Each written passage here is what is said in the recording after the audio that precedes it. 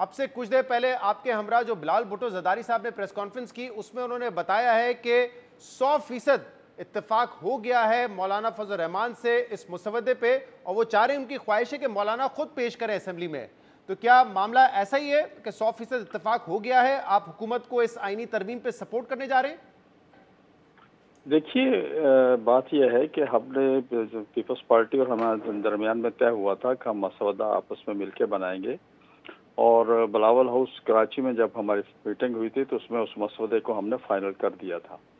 उसके बाद उसको हमने नून लीग के दोस्तों को भी दिखाया, जाती उमरा में तकरीबन वो भी इस पे एग्री थे। उसके बाद हमने पीटीआई के साथियों को भी इस पे तो हमने एतमाद में लिया। लेकिन इस वक्त सूरत हमारी जो है, हमारी सिर्फ ये है कि हम चाहते हैं कंसेंसस से सब कुछ हो, और इसलिए थोड़ा सा ये काम डिले हो रहा है। क्योंकि ये वही मसौदा है जो जेयूआई ने पेश किया, जिसे पीटीआई पीपल्स पार्टी और जेयूआई ने मिलकर फिर इसको फाइनल किया। तो ये हुकूमती मसौदा नहीं कहलाएगा, ये जेयूआई का ही मसौदा है। और हम कोशिश कर रहे हैं इसको अगर हम पेश करें तो बाकी पार्टी से कंसेंसस हो जाए। इस वक्त भी पीटीआई की टीम बैठी हुई है गौहर साहब की क़यादत में, मीटिंग में है हम लोग। मैं सिर्फ आपके प्रोग्राम के लिए बाहर निकला हूँ। तो हम इस वक्त कोशिश कर रहे हैं कि सब लोग इसको कंसेंसस पे इस पे आ जाएं। लेकिन मसवदे पे तकरीबन मैं समझता हूँ कि 99% एग्री हैं सब लोग, और इस पे इंशाल्लाह कोई ना कोई हल निकल आएगा थोड़ी देर बाद। सही है। तो यानी कि पीपल्स पार्टी, नून लीग और जेयूआईएफ मुत्तफिक है एक मसवदे पे, और अब आप कोशिश कर रहे हैं कि पीटीआई को भी ऑन बोर्ड लेकर आए। बस यहीं पे मामला ये सब फंसा हुआ है। देखिए, पीटीआई ऑन बोर्ड है, उसको मसौदा हम बार बार शेयर करते रहे हैं। एक दो जुजियात हैं जिसपे उनको थोड़ा सा वो खदशात हैं जी, तो जो इसलिए वो थोड़ा सा उस पर हम बात कर रहे हैं। इंशाल्लाह उम्मीद है कि ये मसला भी हल हो जाएगा। सही। वो खदशात क्या है, मैं आपके सामने रखता हूं, क्योंकि अभी शेख वकास अकरम साहब ने भी बताया, और इससे पहले सलमान अकरम राजा साहब ने भी हमारे प्रोग्राम में कल बताए थे। वो ये है कि इस मुसवदे में कहा गया है कि तीन जो जजेज हैं उनमें से एक का इंतखाब किया जाएगा, वो पार्लिमानी कमेटी करेगी, और पार्लिमानी कमेटी में अक्सरियत हुक्मरान जमातों की होगी, यानी कि हुकूमत की मर्जी का चीफ जस्टिस आएगा। एक एतराज़ तो ये है, अब ये आपके मुसवदे का हिस्सा है, क्या इस पर नजरसानी हो सकती है, या ये अटल फैसला आपका कि ये ऐसे ही होना चाहिए मामला? हाँ, ये हिस्सा है, लेकिन इस पे बात हो रही है। सही है। तो क्या पीटीआई की आप बात सुन के नजरसानी करेंगे, या उनको कायल करने की कोशिश कर रहे हैं इस नुकते पे? कोशिश हमारी ये है कि वो कायल हो जाएं, और इंशाल्लाह मुझे उम्मीद है कि वो कायल हो जाएंगे। इंशाल्लाह हम उस पर बात कर रहे हैं। सही। और असम साहब, इस पे पीटीआई का एतराज तो ये है कि वो समझते हैं कि ये पर्सन स्पेसिफिक एक शिक डाली जा रही है, क्योंकि जो सीनियरिटी प्रिंसिपल है उसके तहत तो मंसूर अली शाह साहब ने बनना है चीफ जस्टिस, लेकिन क्योंकि उनको नहीं बनने देना है इसलिए शिक डाली जा रही है। देखिए, खदशात तो हुकूमत को भी हो सकते हैं, खदशात उनको भी हो सकते हैं। ना हमारी जो कोशिश है, ना हम किसी को लाना चाहते हैं, ना हम किसी को रोकना चाहते हैं। ना हमारी ये खदशात हैं कि जी जाने वाला, रिटायर होने वाला रुक जाए, ये भी हम नहीं। जेयूआई सिर्फ जो अपना मसौदा बनाया है, हमने 25 करोड़ आवाम के लिए बनाया है, ये सोच कर बनाया कि आवाम को इसको कहाँ तक रिलीफ मिल सकता है। आपको याद होगा कि मौलाना फजल रहमान साहब ने पार्लियामेंट के अंदर तकरीर में खुद कॉन्स्टिट्यूशनल कोर्ट का जिक्र किया था, और उनकी ख्वाहिश थी, लेकिन हम पीटीआई के दोस्तों की वजह से उसे बेंच पे ले आए। हम कंसेंसस की वजह से हम अपने ही उस से विड्रॉ हो गए जो मौलाना साहब ने ऐलान किया था, और फिर हमने उसमें पीपीपी को भी मनवाया और मुस्लिम लीग को भी मनवाया, और ये इस पे लाए कि ये बेंच होना चाहिए बजाय इसके कॉन्स्टिट्यूशनल कोर्ट।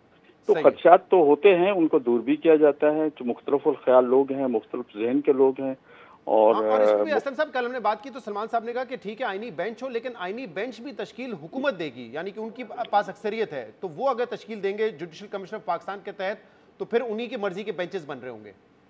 देखिए, कल को वो भी तो हुकूमत में हो सकते हैं। ये बात नहीं है। मैं समझता अगर हम इस तरफ जाएंगे तो मामला क्या कोई बन ही नहीं पाएगा। खदशात पे अगर चलेंगे तो काम रुका हुआ है, या खदशात पे रुका हुआ है।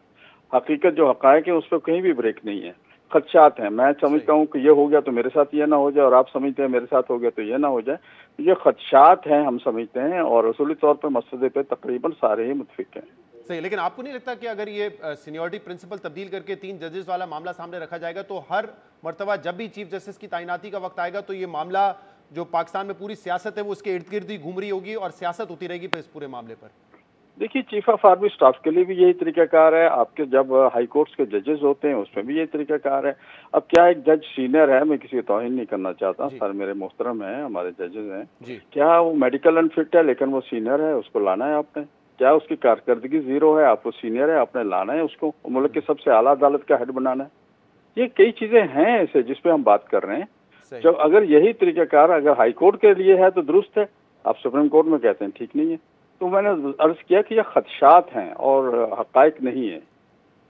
ठीक है। असलम साहब ये भी बताइएगा कि अब वक्त कितना है, क्योंकि पीटीआई तो ये कह रही है कि पीटीआई इमरान खान ने कहा है कि आप 3-4 लोगों से मेरी मुलाकात करवाएं, जिसमें गंडापुर साहब भी हैं, लीडर ऑफ द ऑपोजिशन भी है उमर अयूब साहब, और फिर कोई हतमी फैसला करेंगे। और वो शायद उसकी मुलाकात का वक्त तो अब मंडे को ही हो।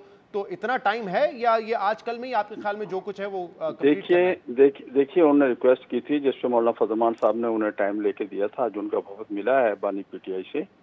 अब उनकी ये अगली नेक्स्ट रिक्वेस्ट सामने आई है, हम हुकूमत से बात करेंगे। सही है। क्योंकि हमने पहले भी हुकूमत ने टाइम दिया, उनसे बात करेंगे वो हुकूमत से कि वो टाइम दें उनको। लेकिन मैं समझता हूँ जो टीम पीटीआई की आज गई थी वो अपना हाई लेवल के लोग थे सारे, उसमें वकला भी थे और उसमें असद कैसर साहब और गौहर साहब और सलमान अकरम राजा साहब और जफर साहब, एस.एम. जफर के साहबजाद जो हैं, ये सब सीनियर लोग हैं। ये लोग गए थे। मैं समझता हूँ कोई बैठे हुए हम कोई ना कोई हल निकालेंगे इसका इंशाल्लाह, और कोशिश करेंगे कि इनके नेक्स्ट जो रिक्वेस्ट है उस पर भी हम हुकूमत को दबाव दे के कुछ निकाल लें, इनको मुलाकात करवा लें।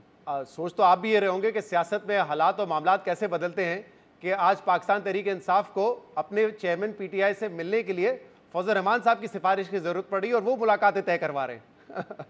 देखिए सियासत में कभी भी कहते हैं, मौलाना साहब हमेशा कहते हैं कभी बंद गली में नहीं जाना चाहिए, और आज के दोस्त कल के दुश्मन और कल के दुश्मन आज के दोस्त होते हैं। मकसद सिर्फ ये होता है कि अपने प्रिंसिपल पे आप कितना स्टैंड लेते हैं। अगर आप अपने प्रिंसिपल पे खड़े हुए हैं तो इंशाल्लाह फिर ये मामला आते भी रहते हैं जाते भी रहते हैं जी, इनसे कोई फर्क नहीं पड़ता जी।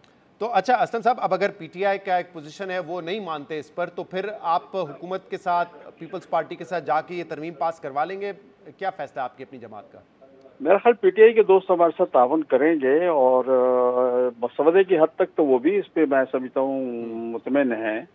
और अगर कोई और चीजें हैं मसलन मेन बात तो ये वो कहते हैं कि हुकूमत के पास इख्तियार नहीं होना चाहिए चीफ जस्टिस को लगाने का। ये मेन पॉइंट उनका सामने आया, हमारी जो गुफ्तगू हुई उनसे नहीं आया। इस पर बातचीत चल रही है, हो सकता है इस पर एग्री कर जाए, कोई हल निकल आए इसमें, कोई उसमें कमेटी में भी कोई हल निकला जाना जो अपॉइंट करेगी जजेस की, उसमें कोई तरमीम की जा सकती है। इस पर बात कर रहे हैं हम, बात चल रहे हैं इंशाल्लाह। और पीटीआई के बगैर नंबर हो जाएंगे पूरे? क्योंकि कल बिलावल साहब ने हैदराबाद में जो तकरीर की उसमें कहा है कि अगर ऑपोजिशन हमारे साथ नहीं आती सब कुछ करने के बावजूद तो फिर हम नून लीग के साथ और जो इजाफी वोट हैं उनके जरिए ये तरमीम ब्रूट मेजॉरिटी से पास करवा लेंगे।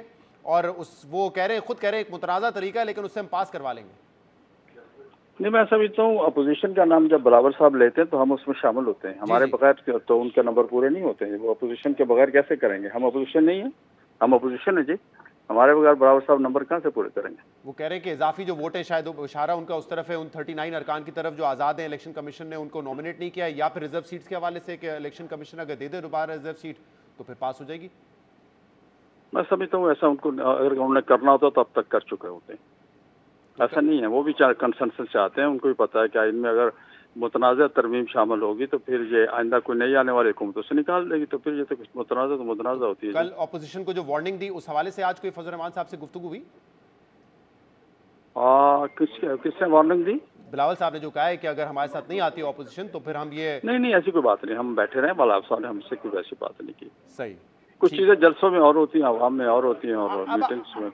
आपका अंदाजा वैसे क्या है, तमाम शरीक रहे, कब तक हो जाएगा ये आईनी तरमीम का मामला हल? जी मेरा ख्याल हो जाएगा इंशाल्लाह। उम्मीद है, हम समझते हैं आज हल हो जाएगा इंशाल्लाह। बहुत बहुत शुक्रिया।